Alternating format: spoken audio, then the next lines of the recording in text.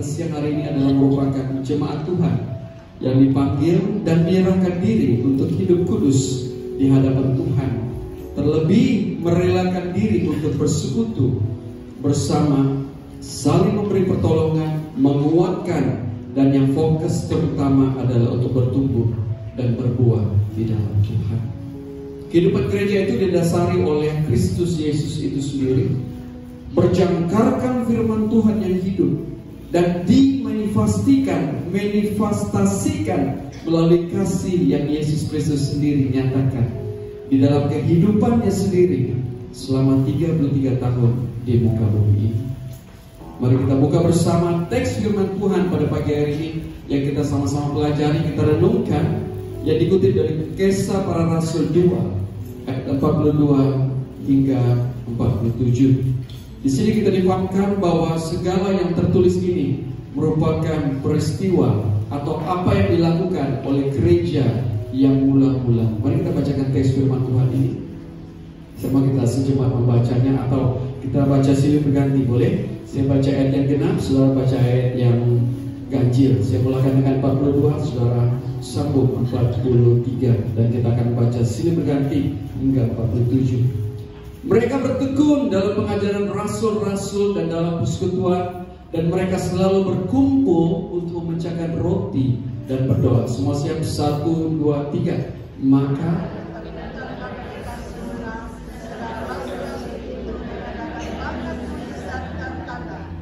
44, dan semua orang yang telah menjadi percaya tetap bersatu, dan segala kepunyaan mereka adalah kepunyaan bersama.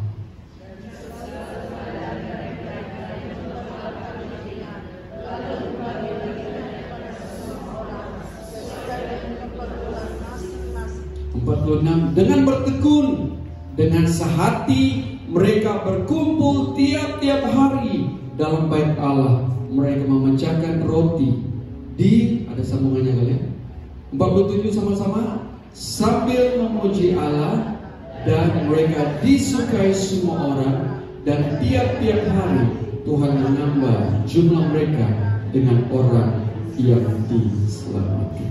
Di sini kita melihat bahwa kumpulan orang-orang percaya ini atau gereja yang mula-mula ini bermula daripada 120 orang, yaitu di mana sewaktu mereka berkumpul ketika hari Pentakosta di suatu tempat di mana Roh Kudus datang seperti nyala api, firman Tuhan katakan, yang bertebaran dan hinggap di setiap orang-orang percaya itu tadi, dan mereka mula berbicara bahasa lain seperti yang Roh Kudus itu berikan kepada mereka. Justru ketika hal ini terjadi, mereka, atau dengan kata lain, orang yang tidak percaya, kita baca tadi ayat 46 atau 43 atau 44 mengatakan bahwa mereka yang tidak percaya, orang-orang yang tidak ada dalam himpunan orang-orang percaya ini, mereka mengolok orang-orang 120 orang itu, dan mereka berkata, mereka ini sedang mabuk anggur. Petrus sangat marah, dan Petrus berkata, baru jam berapa ini? Tidak mungkin orang minum anggur jam sebegini. Dan di waktu itulah kesempatan Petrus berbicara tentang Yesus dan nubuat tentang Raja Daud yang katakan di dalam firman Tuhan itu bagaimana Yesus ini, Yesus itu, dan disambung dengan kehidupan Yesus yang dinyatakan selama 33 tahun itu membuat orang-orang yang tidak di dalam perhimpunan orang-orang itu menjadi percaya. Ini adalah kumpulan orang-orang yang percaya seperti yang ditulis dalam Kisah Para Rasul ayat 92. Ketika Saulus sedang mencari kumpulan-kumpulan orang-orang ini untuk dia bunuh, untuk dia aniaya, Lukas menulis bagaimana inti dari perkumpulan orang-orang percaya ini, yaitu jemaat yang mula-mula di dalam surat Kisah Para Rasul ini. Namun ini bukan merupakan gambaran gereja yang sempurna. Gereja yang mula-mula, mereka juga mengalami perbalahan. Mereka juga sedang bergumul dengan tradisi-tradisi orang Yahudi, sama seperti kita. Mereka sedang bergumul dengan apa tata cara yang telah dilakukan oleh nenek moyang mereka, sehingga mereka tidak boleh menerima orang bukan Yahudi dalam perkumpulan mereka. Namun apabila kita membaca Kisah Para Rasul pasal yang ke-10, bermulalah satu orang mengikut perkumpulan ini, bukan orang Yahudi, yang diberi nama Cornelius. Diperlukan masa yang lama untuk mereka bertumbuh sebagai sebuah gereja yang matang. Namun Dr. Lukas menulis beberapa hal yang boleh menjadi pedoman kita sebagai sebuah gereja yang mau bertumbuh dan berbuah. Mari kita lihat akan 3 hal yang sama-sama kita mau belajar pada pagi hari ini. Hal yang pertama yang kita lihat adalah kehidupan gereja itu hanya ditemukan di dalam Yesus. Ketika Petrus dan rasul-rasul ini keluar untuk memberitakan Injil, mereka tidak berbicara tentang diri mereka, kekuatan mereka, kegerakan-kegerakan mereka melawan semua orang, tetapi mereka hanya berbicara tentang kehidupan Yesus dan Yesus dan Yesus saja. Matius 16 mengatakan, dan aku berkata kepadamu, engkau adalah Petrus, di atas batu karang ini aku akan mendirikan jemaatku, dan alam maut tidak akan menguasainya. Ini merupakan pertama kalinya perkataan jemaat disebut oleh Yesus. Perkataan asli dari jemaat ini disebut sebagai eklesia, yang membawa maksud himpunan orang-orang yang terpanggil menjadi satu kumpulan orang-orang percaya. Jawab Petrus pada mereka, bertobatlah dan hendaklah kamu masing-masing memberi dirimu dibaptis di dalam nama Yesus Kristus untuk pengampunan dosa, maka kamu akan menerima kasih karunia Roh Kudus. Sebab bagi kamulah janji itu, dan bagi anak-anakmu, dan bagi orang yang masih jauh, yaitu sebanyak orang yang akan dipanggil oleh Tuhan Allah kita. Kisah Rasul pasal 2, 38-39 berkata bahwa orang-orang yang terpanggil itulah yang disebut sebagai himpunan orang-orang percaya, jemaatnya Tuhan, dan yang mendengar akan panggilan Tuhan kepada dirinya masing-masing. Pada pagi hari ini, kita yang datang ke kebaktian ini juga merupakan orang-orang yang terpanggil menjadi himpunan orang-orang yang percaya. Katakan kiri kanan kamu terpanggil untuk menjadi himpunan orang-orang percaya. Jangan malu, karena kamu berada di gereja, kamu dipanggil Tuhan pada pagi hari ini. Kalau Tuhan tidak panggil kamu mungkin sakit, atau pergi makan limau, atau pergi di Sabindo tengok burung-burung, ikan-ikan. Tapi kamu berada di sini kan kamu terpanggil menjadi himpunan orang-orang yang percaya. Dan Lukas menulis lagi bahwa siapa yang menerima panggilan itu dan memberi diri mereka dibaptis, maka jumlah mereka akan bertambah, karena bukan saja kita dipanggil, tetapi jemaat yang mula-mula mereka tidak duduk diam, malahan mereka bertekun di dalam pengajaran firman Tuhan. Kenapa jumlah mereka bertambah? Adalah karena apabila mereka bertekun di dalam firman Tuhan yang merupakan inti dan tujuan utama perhimpunan itu, maka bukan lagi mereka yang bekerja. Apabila mereka bertekun, bersekutu bersama, sharing bersama, saling mendoakan bersama, dengan Roh Kudus sedang bekerja. Amin. Apabila kita bersama-sama rukun dan damai dalam Tuhan, sejemaat rukun, mempunyai damai, mempunyai ketenangan di dalam persekutuan kita, saya percaya bahwa Roh Kudus Allah akan lebih bekerja di dalam kita. Yesus berkata di dalam Yohanes 12:32-33, dan apabila aku ditinggikan dari bumi, aku akan menarik semua orang datang kepadaku. Ini yang dikatakannya untuk menyatakan bagaimana caranya ia akan mati.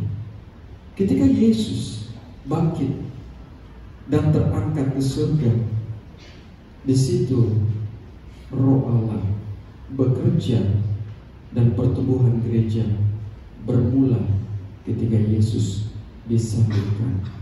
Karena dari salib itulah terpancar suatu cerita yang sangat mustahak, sangat penting untuk sejarah umat manusia.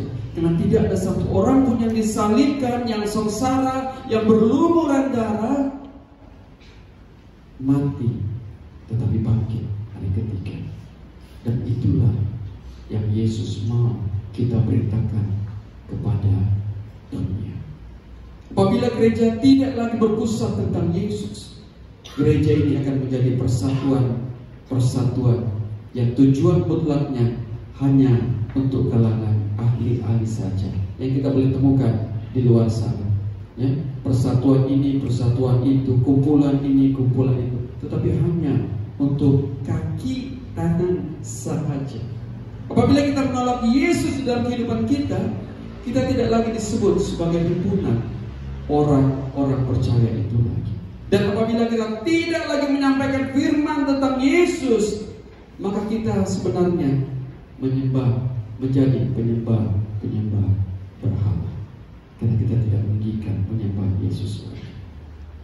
1 Petrus pasal 2 4 hingga 5 mengatakan, dan datanglah kepadanya batu yang hidup itu, yang memang dibuang oleh manusia, tetapi yang dipilih dan dihormat di hadirat Allah.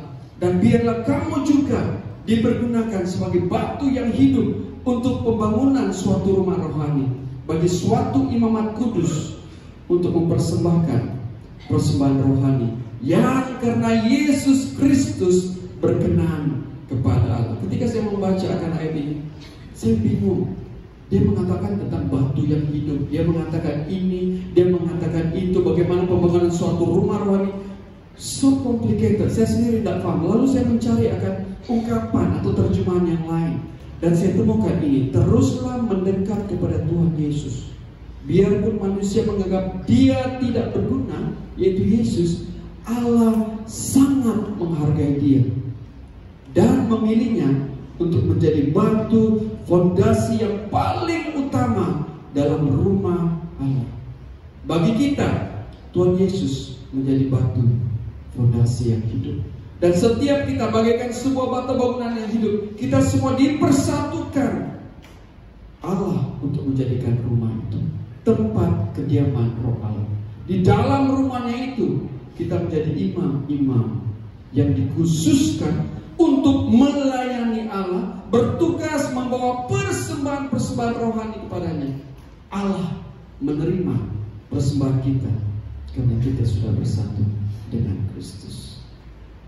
Kita semua menjadi jemaat Allah hanya melalui iman kita kepada Yesus. Tanpa iman, kita tidak akan mempercayai Dia. Tanpa iman, kita tidak boleh berharap kepada Yesus. Yesus jugalah menjadi batu yang hidup sesuai dengan 1 Petrus tadi. Dan hanya apabila kita mempunyai hubungan dengan Yesus itu sendiri, gereja, yaitu saya dan saudara, boleh bertumbuh. Tetapi ada satu persoalan yang saya mau tanyakan kepada kita semua. Persoalannya sekarang adalah, bagaimana berhubunganmu dengan Yesus? Apakah kamu hidup di dalam Kristus Yesus? Apakah kita hidup di dalam kasih Yesus itu sendiri?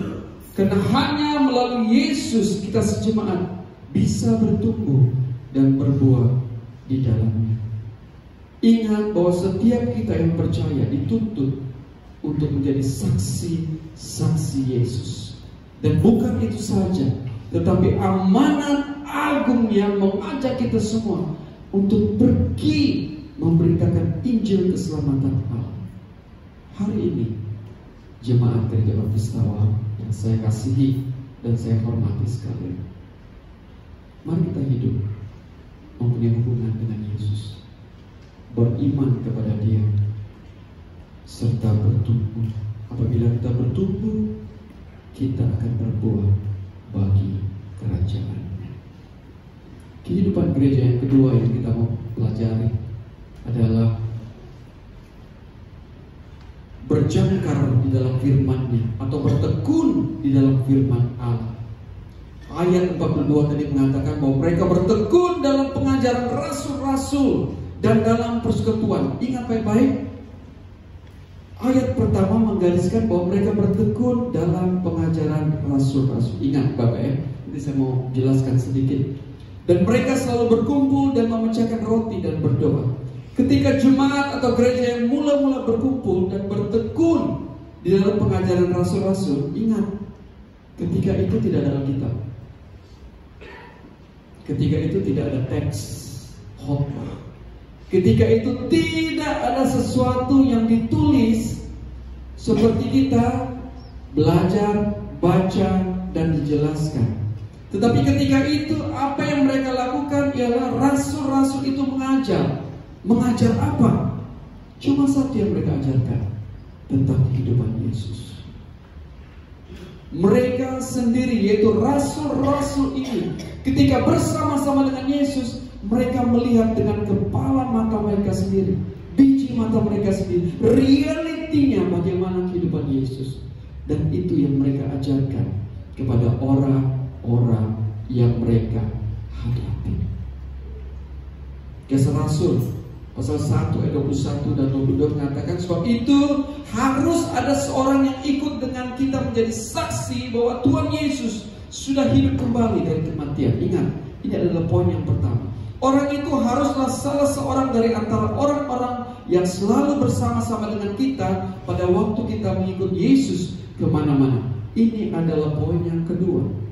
Sejak Yohanes mulai membaptis sampai pada waktu Yesus diangkat ke surga, di tengah-tengah kita. Ayat ini dikongsikan ketika Yudas Iskariot tidak lagi menjadi rasul-rasul, dan mereka sedang mencari seorang pengganti Yudas Iskariot.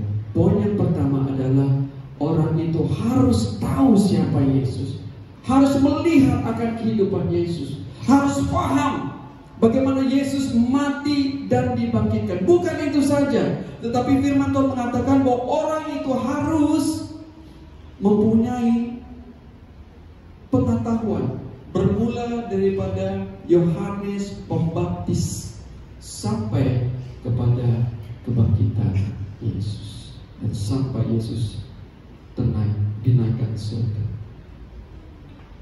Saya percaya bahwa apapun yang Yesus ajarkan kepada mereka maupun kepada orang banyak yang berbondong-bondong kepadanya, rasul-rasul itu hanya berpegang dan menyimpan di dalam hati mereka, yaitu satu: apa yang mereka lihat, apa yang mereka dengar, apa yang mereka hidupi, itu adalah suatu kebenaran yang mutlak, yang tidak ada bandingnya. Yohanes 14:6 mengatakan, Yesus menjawab, akulah jalan menuju kepada Bapa, akulah sumber dari semua ajaran yang benar. Ini yang diajarkan rasul-rasul kepada himpunan orang yang berbondong-bondong, yang mereka ajari hanya tentang Yesus dan Yesus dan Yesus saja. Gereja yang mau bertumbuh, kehidupan gereja itu, kita tidak akan ada ajaran-ajaran yang lain daripada Yesus adalah satu-satunya jalan kebenaran dan hidup. Dari itu mereka pastikan bahwa apapun yang mereka ajarkan, semuanya hanya tentang Yesus. Kehidupan gereja yang sehat dan bertumbuh bukan tentang gedung. Itu yang menjadi kebanggaan gereja-gereja masa kini. Bukan juga tentang pendetanya, bukan tentang pemimpin atau leaders, tetapi tentang Yesus. Dan itulah jangkar yang paling kokoh di dalam kehidupan gereja. Yeremia 6:16 mengatakan, beginilah firman Tuhan, ambillah tempatmu di jalan-jalan dan lihatlah. Bukan saya berkata lihat, tanyakanlah jalan-jalan yang dahulu kala, di manakah jalan yang baik. Tempuhlah itu, dengan demikian jiwamu mendapat ketenangan.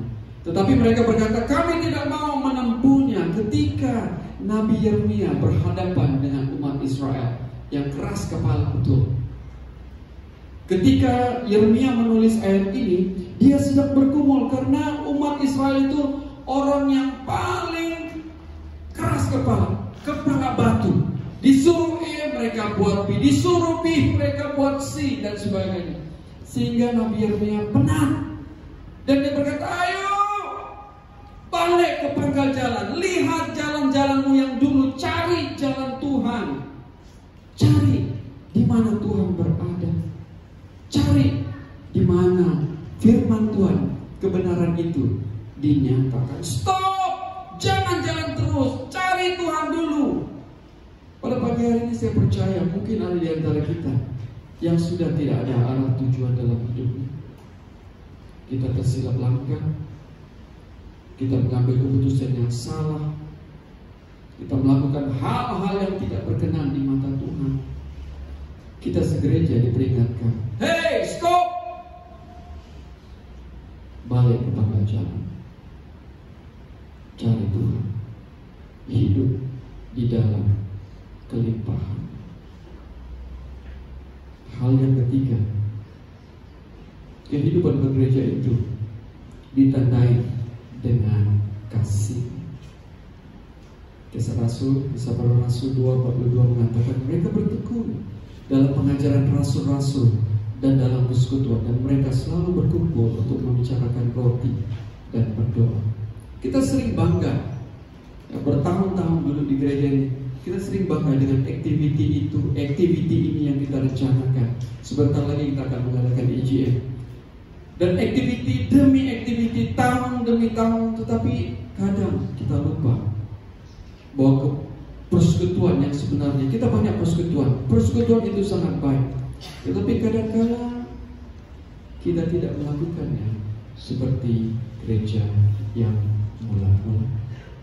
Itulah sebabnya mungkin persekutuan kita itu tidak bertumbuh dan gereja kita tidak bertumbuh karena beberapa hal yang kita lepas pandang. Dari itu saya cabar kepada semua di Patiman melihat kembali bagaimana gereja yang mula-mula. Maksudnya kita harus melihat bagaimana gereja yang mula-mula melakukan persekutuan mereka. Maksudnya mereka terus-menerus melakukan dalam satu hal yang saya juga baru belajar. Ya, pada minggu lalu kami ke Jelenta Bumi. Ben berkata, engkau bawa nih perjamuan Tuhan roti. Saya berkata iya, saya simpan di bag. Sampai di sana, pendeta berkata, saya kurang ingat, Ben yang ingatkan, pendeta ini hari kita adakan perjamuan Tuhan. Lalu pendeta terus tengok saya. Dia berkata, apa saya bapak? Kamu jalankan perjamuan Tuhan. Saya berkata, ah? Pada waktu itu sebenarnya saya tidak bersedia untuk membawa perjamuan Tuhan, tetapi karena diamanatkan untuk melakukannya, saya mengambil tanggung jawab itu. Dan ketika pendeta sedang berkhotbah, saya kembali melihat akan 1 Korintus tentang perjamuan Tuhan itu. Dan satu hal yang saya belajar adalah ketika perjamuan Tuhan itu dijalankan, sebetulnya perjamuan Tuhan itu mengingatkan, itulah kita mengadakan setiap bulan, mengingatkan, diperingati akan tubuh dan darah Kristus. Dan apabila kita mengingati, selalu diingati, disitulah iman kita bertumbuh. Karena kita tahu bahwa kehidupan kita ini tidak ada apa-apanya, tetapi diperingatkan bahwa kehidupanmu adalah karena Yesus mengasihi kau.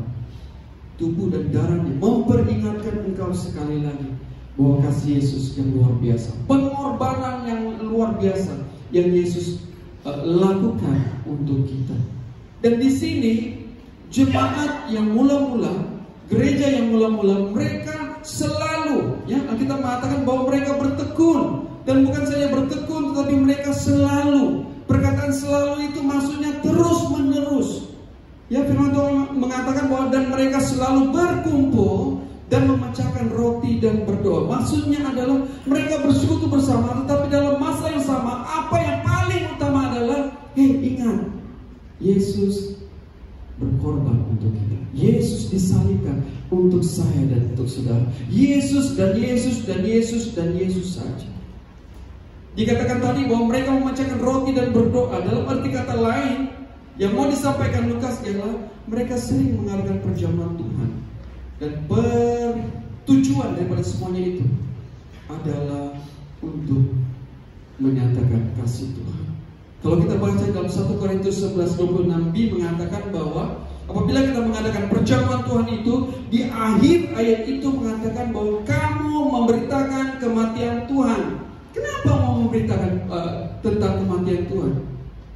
Pertama, karena kasih dan sayang Tuhan buat kita semua, sehingga dia merelakan. Adakah manusia yang merelakan dirinya untuk orang lain?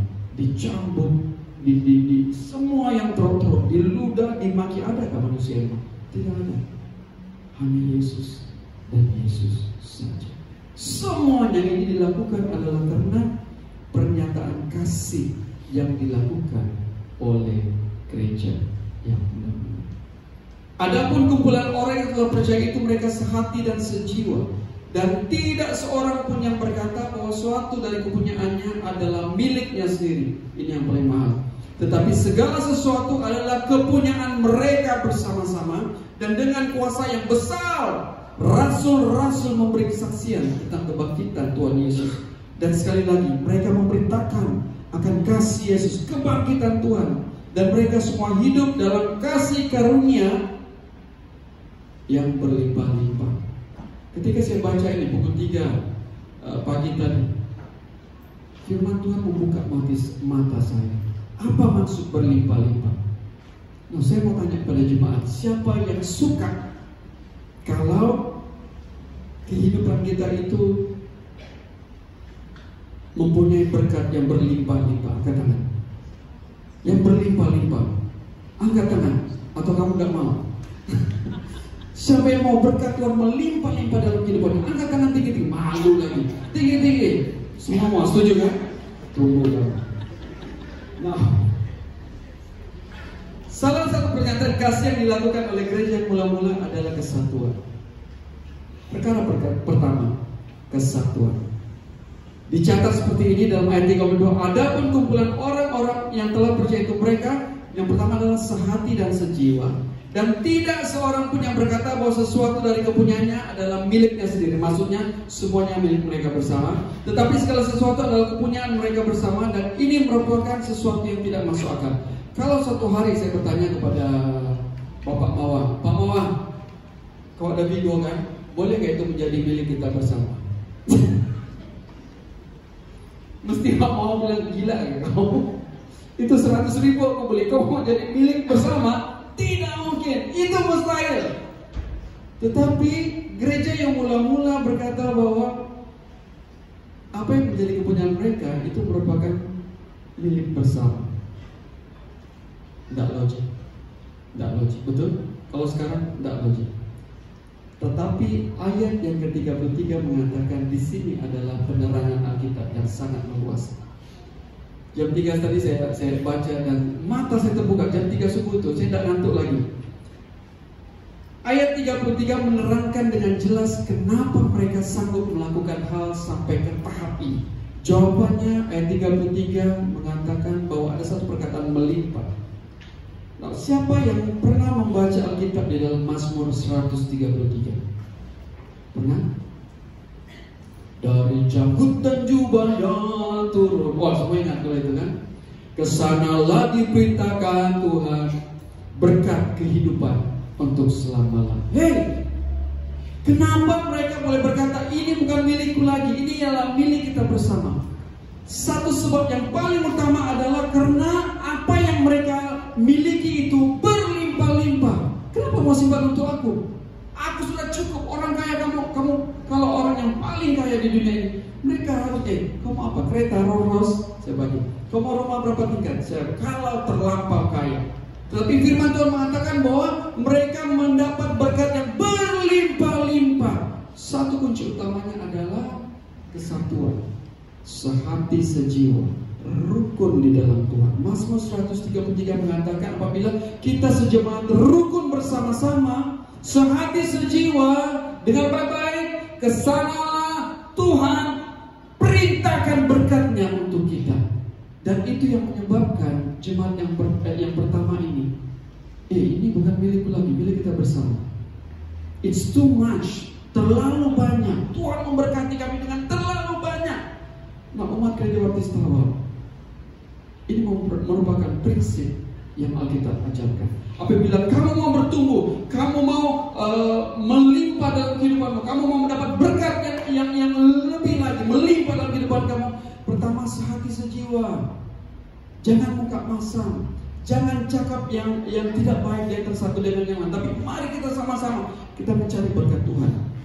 Apabila kita berada bersama, sehati dan sejiwa. Lukas 6:38 mengatakan, jika kalian memberi pada orang lain, kalian akan menerima. Pemberian kalian akan dikembalikan dengan takaran yang penuh dan berlimpah-limpah, yang ditekan dan digoncang supaya masih dapat diisi lagi, sehingga melimpah ruah. Ukuran yang kalian gunakan untuk mengukur orang lain akan diukur kepada kalian. Apabila kita bersama-sama dalam satu hati, satu jiwa, satu tujuan, satu misi, saya percaya bahwa kehidupan kita akan melimpah ruah.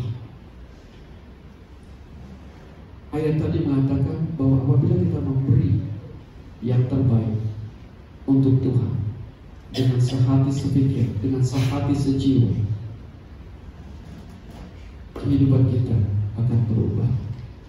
Berkat Tuhan diperintahkan. Saya cabar saudara yang ada keluarga yang selama ini mengalami masalah keuangan dan sebagainya. Balik rumah jangan bergaduh. Gak ada beras, jangan bergaduh. Panggil anak-anak, panggil istri, ayo kita berdoa. Bapak-bapak yang ada kerja, ayo kita berdoa. Firman Tuhan mengatakan tadi, apabila kita rukun di dalam keluarga Tuhan, rukun bersama sehati sejiwa, Tuhan memerintahkan berkat-Nya.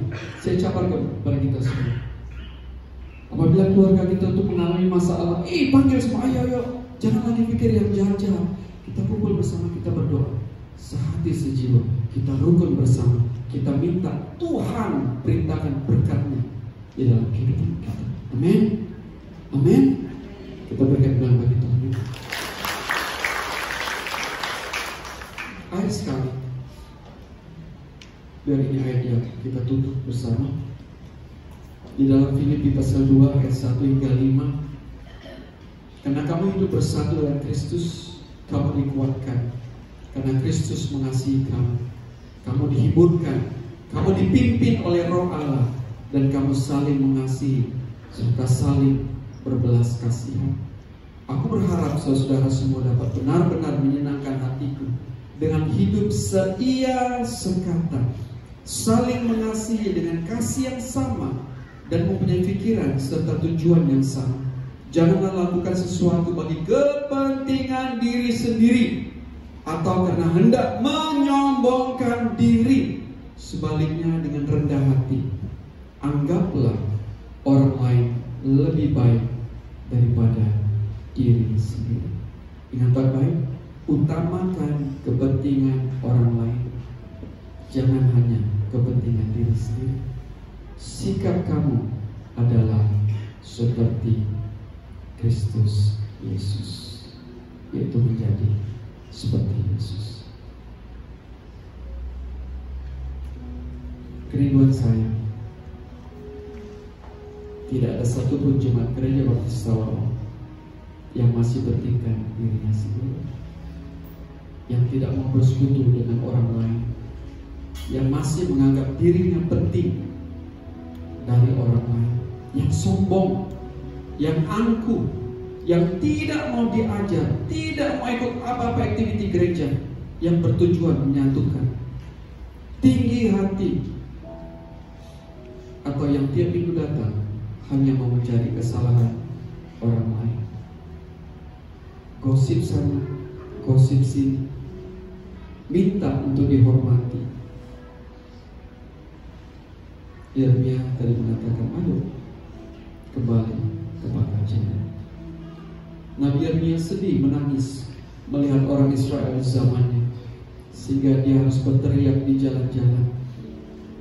Dia harus seperti orang bodoh mengatakan, bertobatlah, baca kebenaran firman Tuhan, jangan sampai ulat kebencian ada dalam hati. Karena benci yang saudara simpan akan membunuh sedikit demi sedikit. Tetapi carilah Tuhan Allah, bersatu, menyatu, rukun dan damai, maka kita segereja akan diberkati dengan luar biasa. Bukan saja kita, tetapi anak cucu kita akan diberkati. Bukan anak cucu saja, tetapi Mazmur 1:33 mengatakan bahwa berkat itu diperintahkan di sepanjang kehidupan kita semua tadi